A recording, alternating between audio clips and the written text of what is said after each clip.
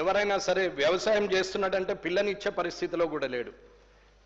వ్యవసాయదారుడే వ్యవసాయం చేస్తున్న అతన్ని అల్లునిగా స్వీకరించే పరిస్థితిలో లేరు. కానీ అందరము వ్యవసాయదారుల గురించే మాట్లాడతాం. వ్యవసాయదారుడి కన్నీరును మనం చూసి ఓదార్చడం తప్ప చేయగలిగే పని ఏమీ లేదు.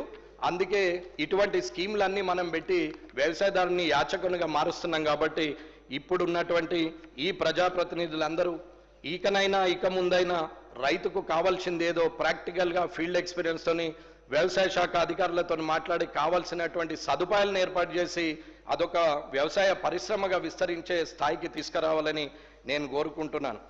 ఎవరైనా సరే వ్యవసాయం చేస్తున్నాడంటే పిల్లనిచ్చే పరిస్థితిలో కూడా లేడు. వ్యవసాయదారుడే వ్యవసాయం చేస్తున్న అతన్ని అల్లునిగా స్వీకరించే పరిస్థితిలో లేరు.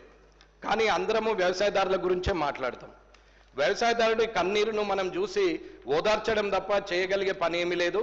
అందుకే ఇటువంటి స్కీమ్లన్నీ మనం పెట్టి వ్యవసాయదారుని యాచకునిగా మారుస్తున్నాం. కాబట్టి ఇప్పుడున్నటువంటి ఈ ప్రజాప్రతినిధులందరూ ఇక ముందైనా రైతుకు కావాల్సిందేదో ప్రాక్టికల్గా ఫీల్డ్ ఎక్స్పీరియన్స్తోని వ్యవసాయ శాఖ అధికారులతో మాట్లాడి కావాల్సినటువంటి సదుపాయాలను ఏర్పాటు చేసి అదొక వ్యవసాయ పరిశ్రమగా విస్తరించే స్థాయికి తీసుకురావాలని నేను కోరుకుంటున్నాను.